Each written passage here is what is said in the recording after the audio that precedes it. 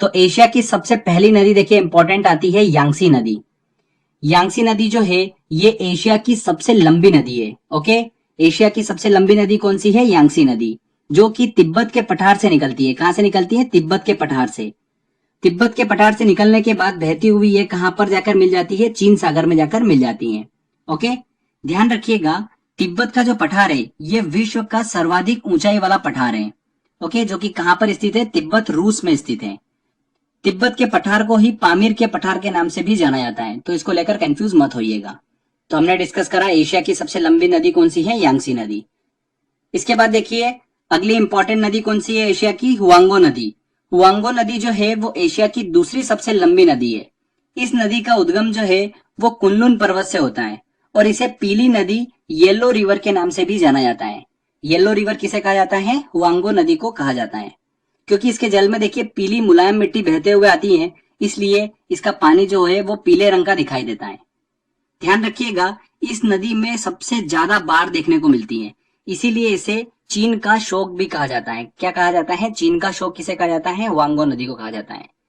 देखिए बाढ़ अधिक आने की वजह से विश्व की सर्वाधिक विश्वासघात वाली नदी भी इसे कहा जाता है। किसे? हुआंगो नदी को। तो ये इंपॉर्टेंट पॉइंट हमने डिस्कस करे। चलिए एशिया की अगली इंपॉर्टेंट नदी की बात करते हैं, तो वो आती है देखिए माही नदी। ये नदी भारत में स्थित है, जिसका उद्गम कहां से होता है? मध्य प्रदेश के धार जिले के पास विंध्याचल पर्वत श्रेणी से इसका उद्गम होता है और ये नदी बहते हुए अरब सागर में जाकर मिल जाती है। क्लियर? इस नदी की खास बात देखिए ये है कि ये नदी जो है कर्क रेखा को 2 बार काटती है। माही नदी जो है वो कर्क रेखा को 2 बार काटती है। इसके बाद देखिए अगली इंपॉर्टेंट नदी आती है मेकांग नदी। यहां से देखिए 2 से 3 बार क्वेश्चन पूछ लिया था एग्जाम में। क्या पूछा था मैं आपको बताता हूँ। मेकांग नदी जो है वो किन किन देशों से होकर बहती है आपको ये पता होना चाहिए। ये नदी देखिए कहां से निकलती है? तिब्बत के पठार से निकलती है, जो कि म्यांमार, थाईलैंड, कंबोडिया, वियतनाम, चीन, इन सभी देशों में बहते हुए दक्षिणी चीन सागर में जाकर गिर जाती है। मेकांग नदी जो है वो कहां कहां से होकर बहती है, बस ये चीज ध्यान रखिएगा। थाईलैंड, कंबोडिया, म्यांमार, वियतनाम, चीन, इन सभी देशों में होते हुए ये दक्षिणी चीन सागर में जाकर गिर जाती हैं। ओके फ्रेंड्स, ये मलेशिया से होकर नहीं बहती हैं और इसको लेकर देखिए 2 से 3 बार एग्जाम में क्वेश्चन रिपीट होते हुए पूछा गया है। ठीक है, तो ध्यान रखिएगा। इसके बाद देखिए अगली इंपॉर्टेंट नदी आती है साल्विन नदी। ये नदी जो है तिब्बत के पठार से निकलती है और दक्षिण की ओर बहती हुई म्यांमार से निकलकर ये अंडमान सागर में गिर जाती हैं। ध्यान रखिएगा, म्यांमार की सबसे लंबी नदी कौन सी है? साल्विन नदी ही है। इसके बाद देखिए एशिया की अगली इंपॉर्टेंट नदी कौन सी आती है? सिंधु नदी। सिंधु नदी जो है ये पाकिस्तान में बहने वाली प्रमुख नदी है और सबसे लंबी नदी है सिंधु नदी, जो कि तिब्बत के मानसरोवर से शुरू होती है और बहते हुए अरब सागर में गिर जाती है। कहां पर गिर जाती है? अरब सागर में।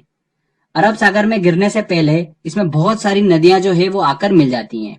कौन कौन सी? झेलम, चेनाब, रावी, व्यास, सतलुज, ये सारी नदियां जो है आकर सिंधु नदी में मिल जाती हैं और लास्ट में जाकर ये सिंधु नदी जो है अरब सागर में गिर जाती है। ठीक है, इसके बाद देखिए अगली इंपॉर्टेंट नदी आती है महावेली गंगा। महावेली गंगा जो है बस इतना ध्यान रखिएगा कि ये नदी जो है श्रीलंका में बहने वाली नदी है और श्रीलंका की सबसे लंबी नदी है महावेली गंगा। आगे देखिए कुछ इंपॉर्टेंट नदियों का आपको नाम बता रहा हूं जो कि रूस की प्रमुख नदियां हैं। कौन कौन सी? आमुर, ओब और लीना। ये 3 नदियां जो है रूस की प्रमुख नदियां हैं जो कि उत्तर की ओर बहती हैं। ठीक है, और जिसमें आमुर नदी जो है ये रूस और चीन की अंतरराष्ट्रीय सीमा बनाती है। कौन सी? आमुर नदी।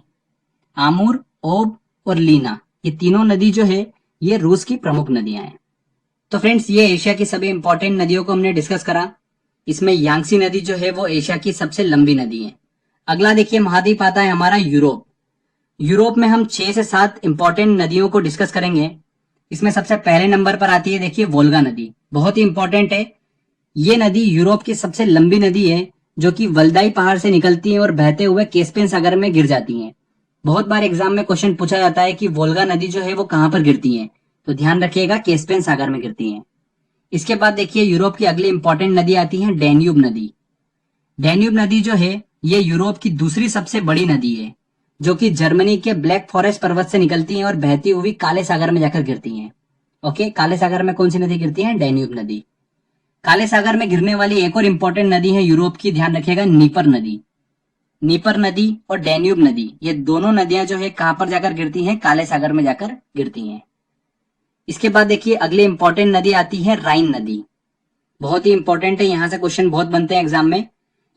ये नदी जो है यूरोप की सबसे व्यस्तम आंतरिक जल परिवहन मार्ग बनाती है और इसी नदी पर यूरोप का सबसे व्यस्तम बंदरगाह जो है टॉर्डम बंदरगाह वो स्थित है। किस नदी पर? राइन नदी पर। इसलिए इस नदी को यूरोप व्यापार की जीवन रेखा कहा जाता है। यूरोप की जीवन रेखा किस नदी को कहा जाता है? राइन नदी को कहा जाता है। ये भी एग्जाम में क्वेश्चन पूछा गया था। राइन नदी जो है ये आल्प्स पर्वत पर रिफ्ट वैली मतलब भ्रंश घाटी से निकलती है और बहती हुई उत्तरी सागर में जाकर मिल जाती है। अब देखिए रिफ्ट वैली क्या होता है, ये मैं आपको अच्छे से बता देता हूं। देखिए ध्यान से सुनिएगा, जब पृथ्वी के अंदर की प्लेटें जो है वो अलग अलग डायरेक्शन में खिसकना स्टार्ट कर देती है, तब जमीन जो है वो अंदर की ओर धंस जाती है और धसी हुई जमीन जो है बड़ी बड़ी दरार के रूप में दिखाई देती है, जिसे क्या बोला जाता है? रिफ्ट वैली कहा जाता है। तो इसी तरीके की रिफ्ट वैली से राइन नदी का जो है वो उद्गम होता है। तो ये ध्यान रखिएगा, क्वेश्चन पूछा गया था एग्जाम में।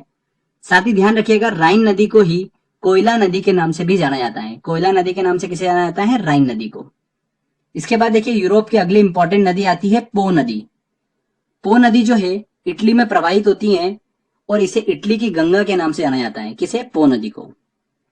इसके बाद देखिए इंपॉर्टेंट यूरोप की नदी आती है डॉन नदी। ये रूस की प्रमुख नदी है जो कि पश्चिमी रूस से निकलती है और बहते हुए अजोव सागर में गिर जाती है। डॉन नदी कहां पर गिरती है? ये ध्यान रखिएगा, अजोव सागर में गिरती है।